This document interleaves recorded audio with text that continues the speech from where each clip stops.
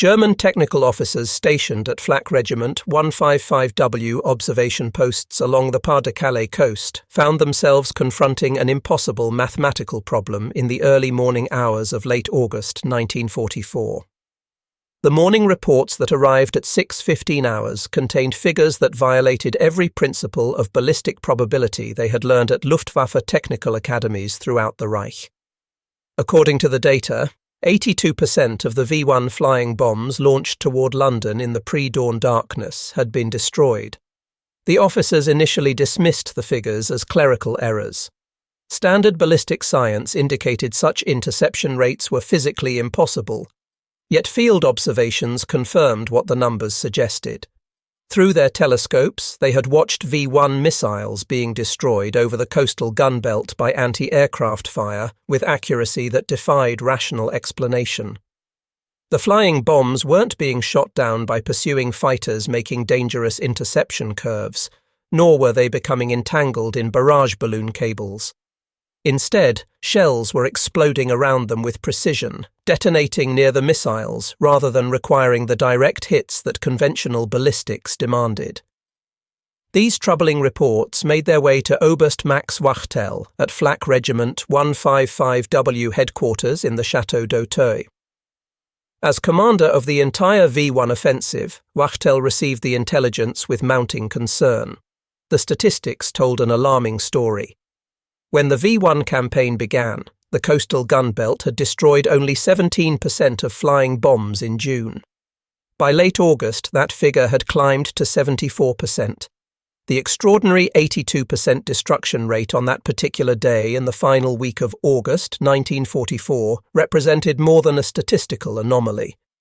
It marked the moment when German weapon scientists began experiencing the most profound technological shock they would encounter during the entire war. Neither Wachtel nor any other German scientist understood what they were witnessing.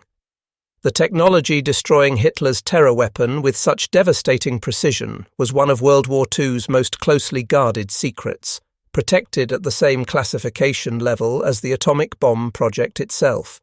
The Allies called it the proximity fuse, though they deliberately coded it VT for variable time to disguise its true nature.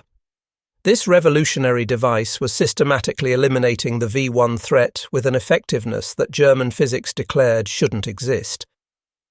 The chain of events leading to this moment had begun 10 weeks earlier.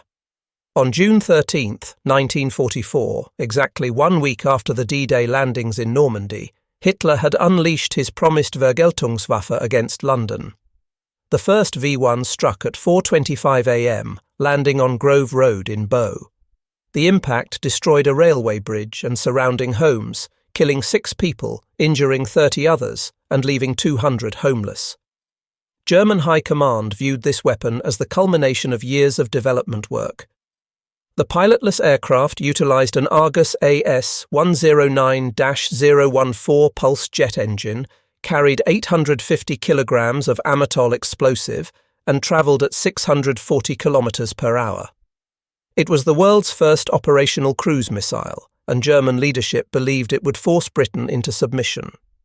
Major Walter Dornberger, who headed the V-weapons program at Peenemünde, had performed calculations suggesting that even with a conservative 25% success rate, the V-1 would deliver more explosive tonnage to London than the entire Blitz campaign of 1940–41 had achieved.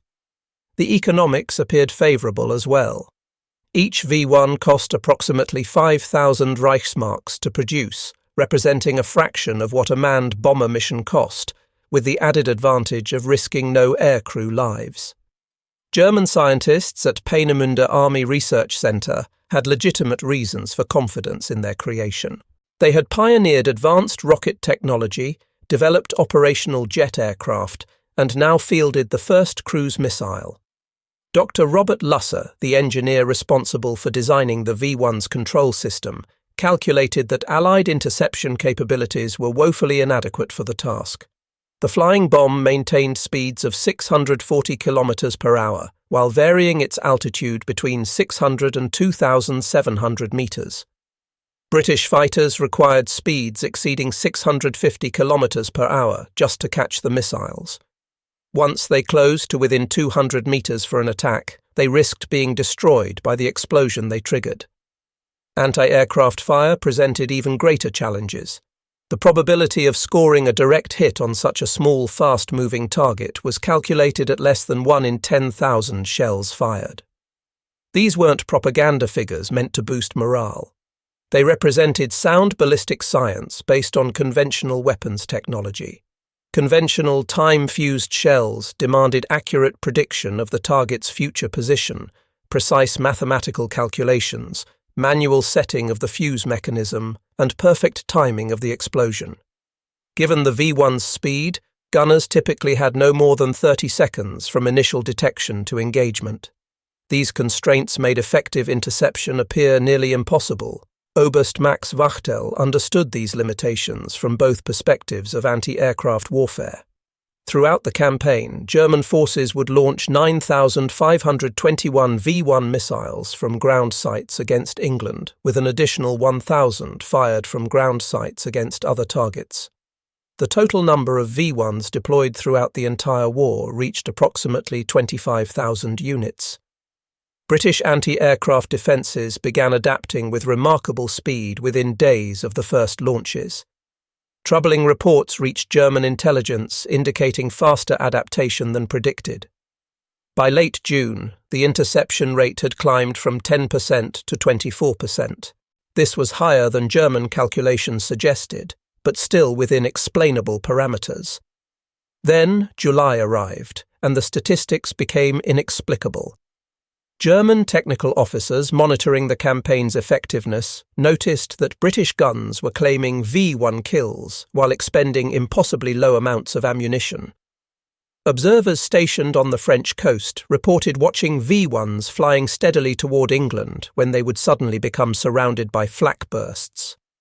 The missiles would then tumble from the sky despite the visible explosions occurring too far away to constitute direct hits.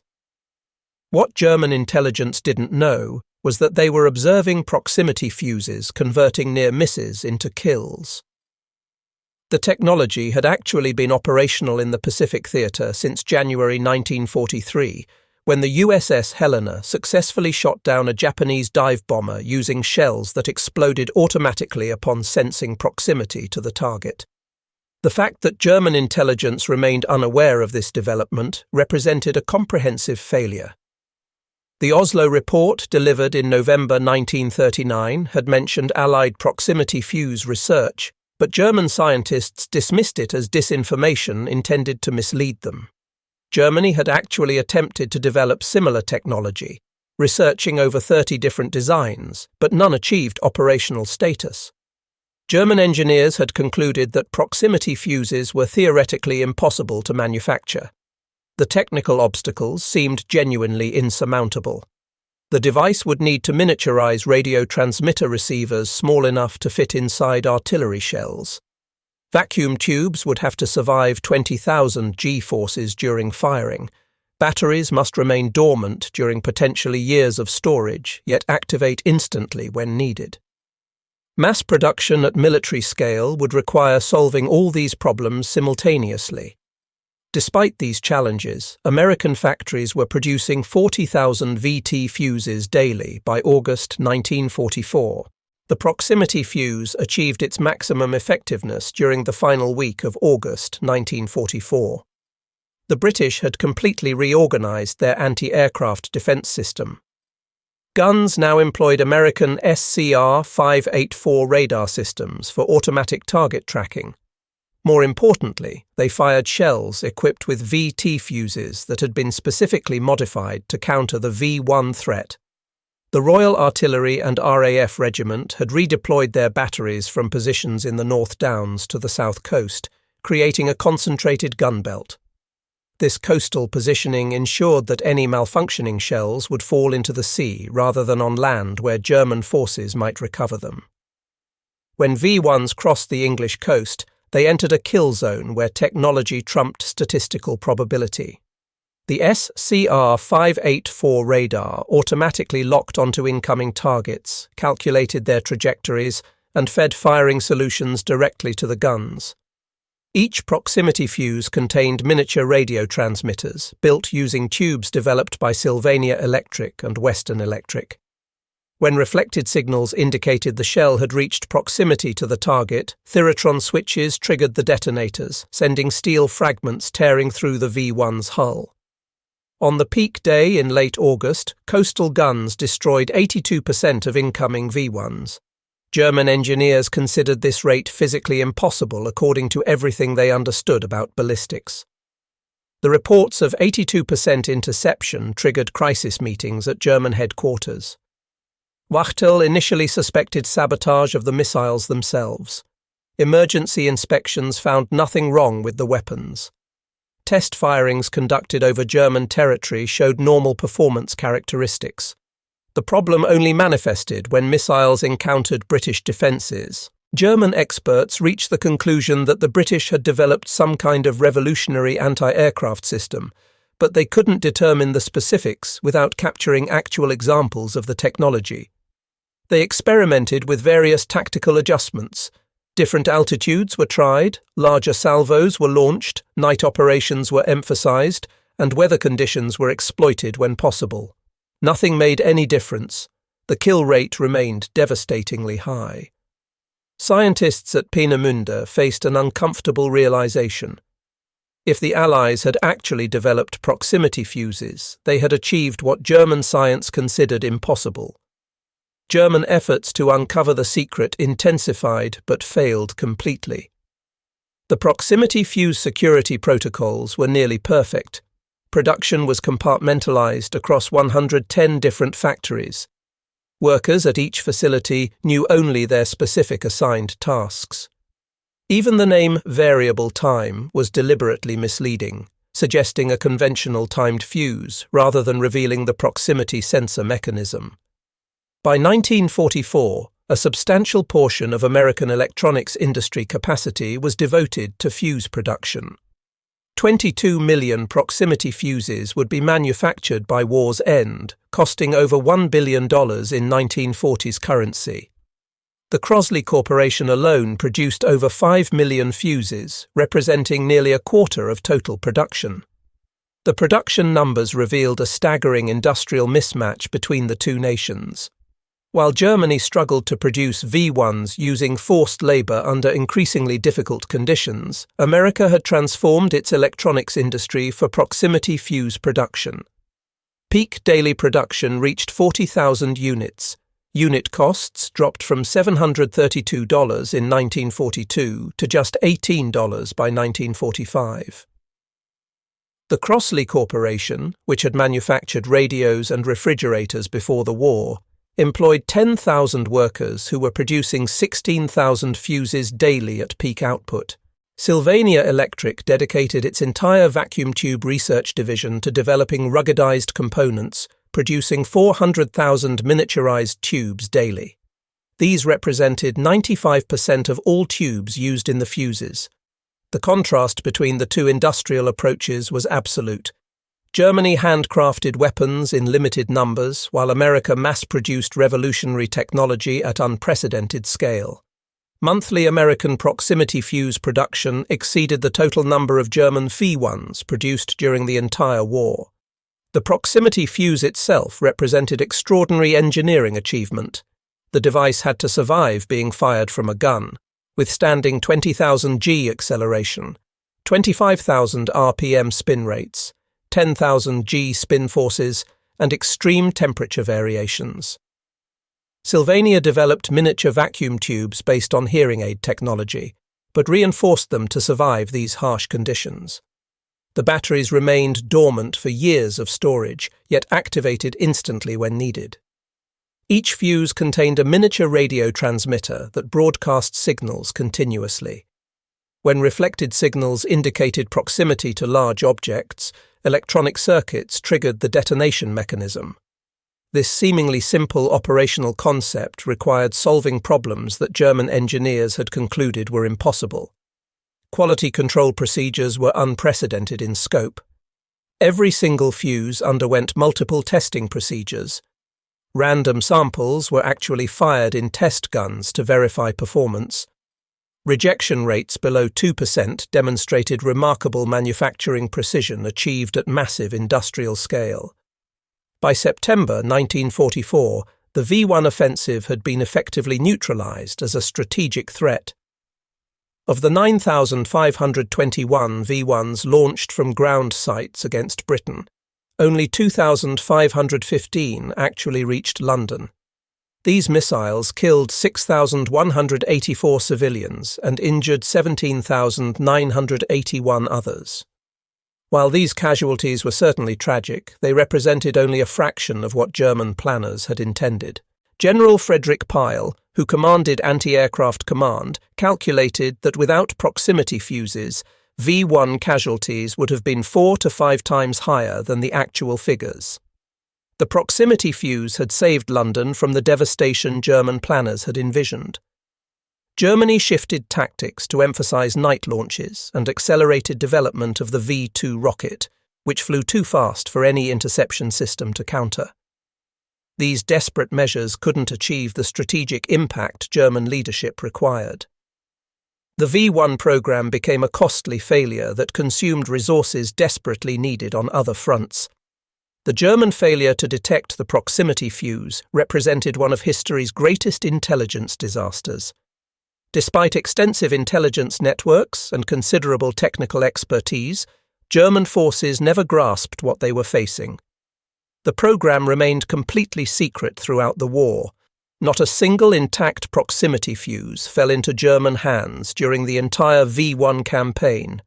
Remarkably, during the Battle of the Bulge, German forces actually captured an American ammunition dump that contained proximity fuses. However, they never recognized the devices for what they were. Their fundamental assumption that such technology was impossible blinded them to evidence that literally fell into their hands. Interrogations conducted after Germany's surrender revealed complete German ignorance about proximity fuse technology. Oberst Max Wachtel told Allied officers that German experts had suspected improved radar systems or perhaps faster-setting conventional fuses, but they had never imagined self-thinking shells that could sense their proximity to targets. German scientists who were shown captured American VT fuses expressed genuine disbelief.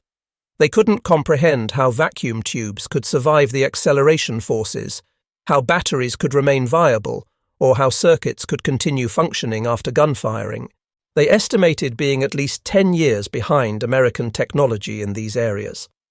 Dr. Merle Tuve, who had led proximity fuse development at Johns Hopkins Applied Physics Laboratory, later reflected that their success came from systematic collaboration between scientists, engineers, and production workers. This was something totalitarian systems fundamentally couldn't achieve. The proximity fuse demonstrated that World War II's ultimate outcome was determined in laboratories and factories as much as on battlefields.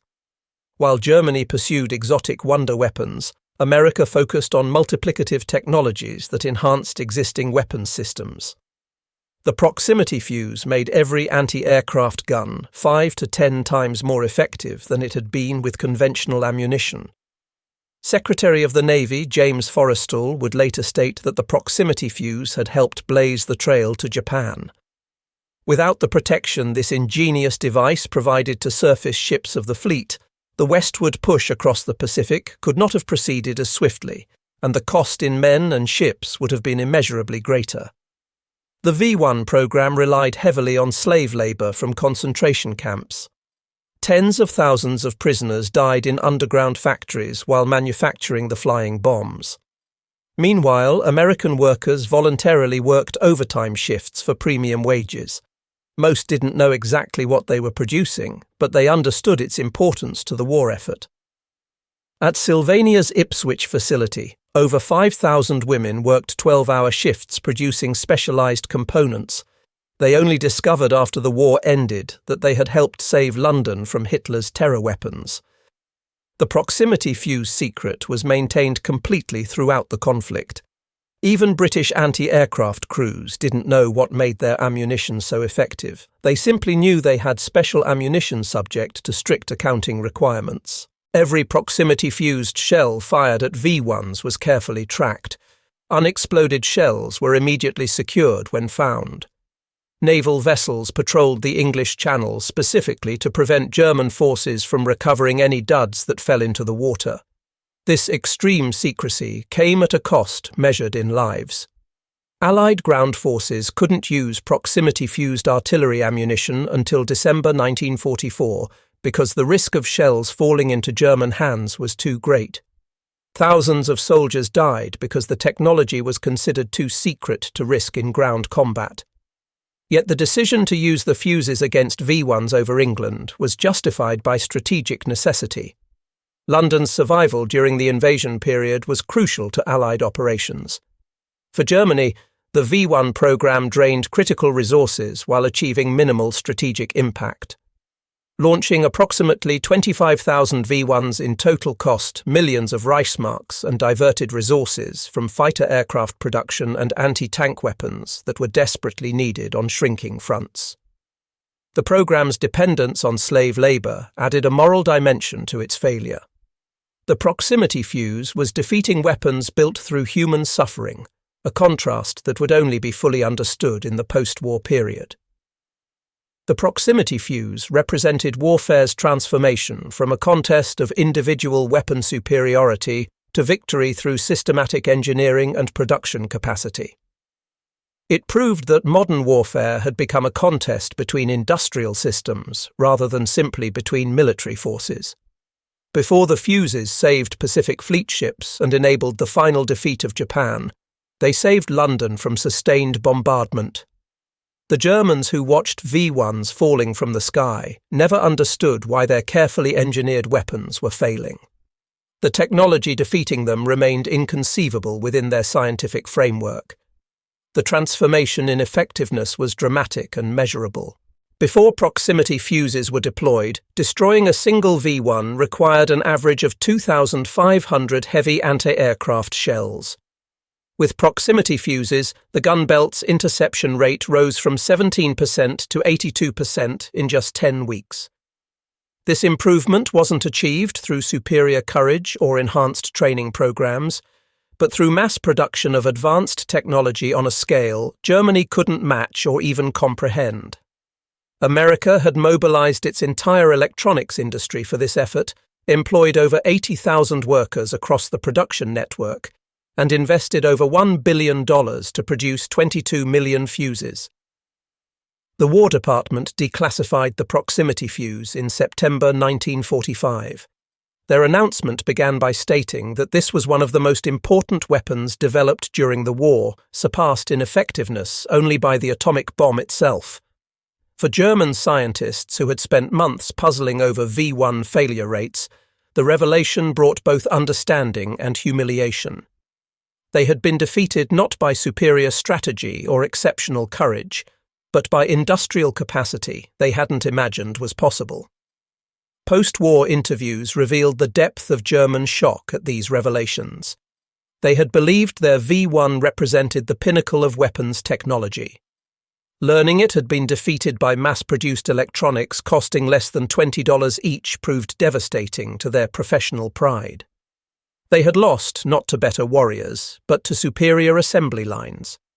Proximity fuse technology would evolve into modern air defense systems, radar altimeters, and electronic warfare capabilities still in use today. For Germany's former weapons scientists, the proximity fuse remained a permanent reminder of their wartime blindness to Allied industrial capabilities. The device proved that in modern warfare, the ability to mass-produce good technology matters more than crafting theoretically perfect individual weapons. Germany produced brilliant weapons in small numbers. America produced effective weapons by the millions. On that remarkable day in late August 1944, when proximity fuses destroyed 82% of incoming German V-1s, the fundamental nature of warfare changed forever. The Germans launching their vengeance weapons never discovered what invisible technology was defeating them so comprehensively. They had done everything correctly according to their understanding of the situation. They had developed advanced weapons, trained elite technical crews, and achieved significant technological breakthroughs. Yet they were systematically defeated by mass-produced electronics they couldn't even imagine existed. The proximity fuse saved London through thousands of small explosions, each one guided by technology that German science had deemed theoretically impossible to achieve. It represented industrial capacity made manifest as military power. In the final analysis, America's greatest victory wasn't achieved on battlefields, but in factories where millions of workers, many of them women who never knew what they were actually making, produced the tiny electronic devices that saved an entire city and transformed the nature of warfare forever. The 82% interception rate achieved during late August 1944 stood as mathematical proof that in modern industrial warfare, manufacturing capacity could defeat any wonder weapon, regardless of how ingenious its design might be. The Germans, watching their perfectly engineered weapons falling inexplicably from the sky, never learned the answer to their questions. They had already lost a war their leaders continued insisting they were winning.